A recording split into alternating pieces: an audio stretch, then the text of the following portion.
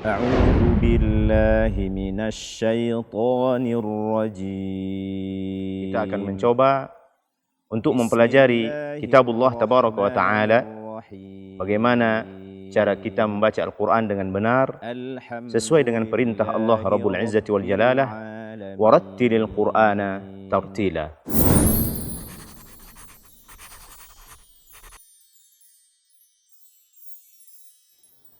أعوذ بالله من الشيطان الرجيم. بسم الله الرحمن الرحيم.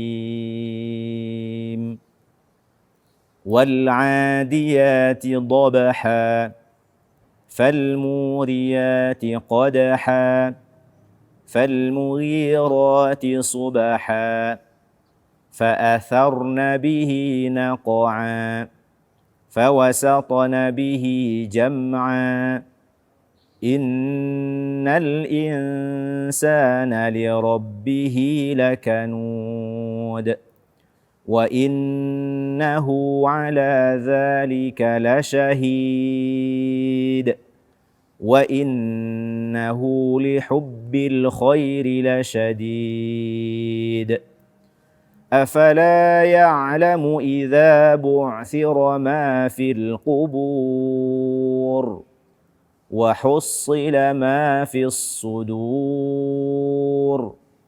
إن ربهم بهم يومئذ لخبير.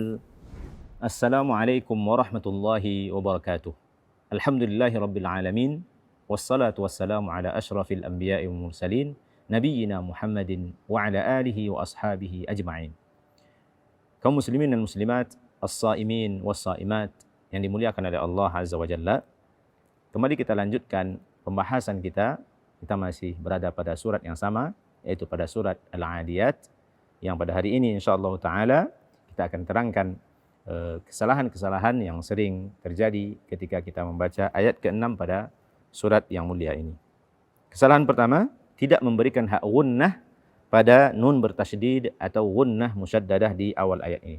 Innal insana, inna, berikan haknya didengungkan atau ditahan selama 2 harakat. Kemudian kesalahan kedua pada ayat ke-6 ini, tidak menyamarkan atau tidak mengikhfakan nun sukun pada kata al-insan. Al-insan, nun sukun atau tanwin setelahnya sin, hukumnya adalah ikhfa hakiki. Maka hendaknya kita samarkan bunyi nun mati tersebut. Jangan insa, tidak. Insana, innal insana. Kemudian kesalahan berikutnya membaca ra fathah dengan tipis. Lirabbihi. Berikutnya membaca ba, di sini ba bertasydid dengan suara dari hidung. Rabbihi, rabbihi ini tidak dibenarkan. Rabbihi, li rabbihi, bukan rabbihi. Tidak membaca qalqalah pada kata lakanud atau di ujung ayat ini. Kanud, lakanud. Karena dal adalah salah satu dari huruf qalqalah yang 5. Kemudian pada ayat ke-7, tidak memberikan hak gunnah pada nun bertasydid dengan kata yang sama pada ayat ke-6, wa innahu. Jadi innal insan. Sekarang wa innahu gunnah musyaddadah atau juga yang dikenal dengan wajibul gunnah. Ala dzalika, tidak membaca huruf dzal dengan tepat sesuai dengan makhrajnya atau menggantinya dengan zai. Ala zalika, tidak ala zalika. Ujung lidah kita bersentuhan dengan ujung gigi seri atas. Zalika. Kemudian membaca shin tanpa tafasyi atau menggantinya dengan sin. La syadid, la syahid, la syahid. Bukan la sahid, la sa. La sya. La syadid, la syahid. Kemudian tidak membaca huruf ha dengan jelas pada kata la syahid, atau menggantinya dengan ha kecil yang kita kenali. La syahid ini juga tidak dibenarkan. Tidak membaca qalqalah pada kata la syahid atau di ujung ayat ini. Sama dengan ayat ke-6, ujungnya adalah dal yang merupakan huruf qalqalah ketika dia sukun. Kemudian ayat berikutnya, ayat ke-8, tidak memberikan hak gunnah, masih sama dengan ayat sebelumnya, pada nun bertasydid. Wa innahu. Kemudian kesalahan kedua, membaca ba tasydid dengan suara dari hidung. Lihubbi. Ini tidak dibenarkan. Lihubbi. Kesalahan ketiga pada ayat ke-8 ini, kaum muslimin dan muslimat, pemirsa Asil TV yang dimuliakan oleh Allah Azza wa Jalla, adalah menipiskan kha pada kata al-khair. Di sini ada kha, dia adalah salah satu daripada huruf tebal dan dia berbaris fathah. Ketebalannya sempurna. Wa innahu lihubbil khairi. Kemudian tidak membaca qalqalah pada kata la syadid atau di ujung daripada ayat ini yang dia merupakan adalah huruf dal sukun.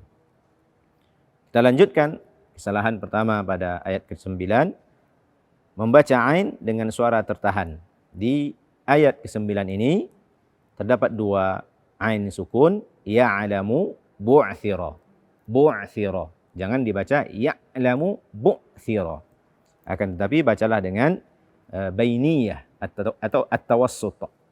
Ya'lamu bu'thira tanpa suara tertahan. Kemudian tidak melafazkan zal dengan benar, tidak membacanya sesuai dengan makhrajnya atau menggantinya dengan zai.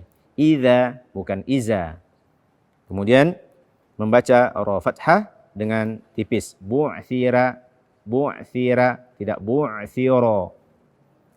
Kemudian mengganti huruf qaf dengan kaf.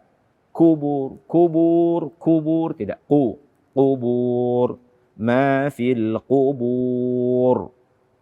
Membaca ra sukun dengan tipis. Ini pembahasan kita tentang ra, dia ada saatnya dia dibaca tebal, ada saatnya dibaca tipis, ada saatnya dia boleh dibaca tebal dan tipis. Dan ketika ra sukun sebelumnya fathah dan dhammah, maka dia dibaca dengan tebal. Qubur. Tidak dibaca tipis. Kita lanjutkan pada ayat ke-10. Wa hussila ma fis sudur. Mengganti sad dengan sin atau shin. Wa hussila ma atau wa hushila ma. Wa hushila. Tapi bacalah dengan sad wa hussila. Begitu juga dengan fis sudur, jangan fis sudur atau fis sudur. Kemudian menebalkan dal pada kata as-sudur. Ini ingat bahwa dal ini kaum muslimin dan muslimat yang dimuliakan oleh Allah Azza wa Jalla, dia terdapat setelah huruf sad yang dia adalah huruf tebal. Jangan sampai kita juga menebalkan dal yang dia adalah huruf tipis. Sudur tidak. Sudur. Membaca ra dengan tipis, kesalahan ketiga pada ayat ke-10 ini, sama dengan kubur, dia dibaca dengan tebal. Kemudian pada ayat terakhir, kesalahan pertama tidak memberikan hak gunnah pada nun bertasydid atau gunnah musyaddadah yang juga dikenal dengan wajibul gunnah. Inna. Kemudian membaca ba, di sini ba bertasydid dengan suara dari hidung. Rabbahum. Kemudian tidak memberikan hak gunnah pada mim sukun setelahnya ba yang hukumnya adalah ikhfa syafawi. Rabbahum bihim. Inna rabbahum bihim. Jangan sampai kita tidak memberikan hak gunnah. Rabbahum bihim, tidak. Kemudian menahan suara pada mim sukun pada kata bihim yang setelahnya adalah ya atau hukumnya adalah izhar syafawi, kebalikan dari rabbahum bihim tadi. Jangan sampai di situ justru kita tahan bihim yauma idzin, tidak. Inna rabbahum bihim yawma idzil khabir. Kesalahan berikutnya menahan suara pada lam pada kata yauma idzil yang dia adalah idgham bila gunnah. Nun atau tanwin setelahnya lam dia adalah idgham tanpa dengung. Kemudian kaum muslimin dan muslimat, as-saimin was-saimat, terdapat beberapa ayat atau di awal-awal ayat dari 1 sampai 5, di akhirnya ini, akhir setiap ayatnya adalah mad iwad. Mad iwad yang panjangnya 2 harakat. Dhabaha, qadaha, subaha, naqa'a, jam'a.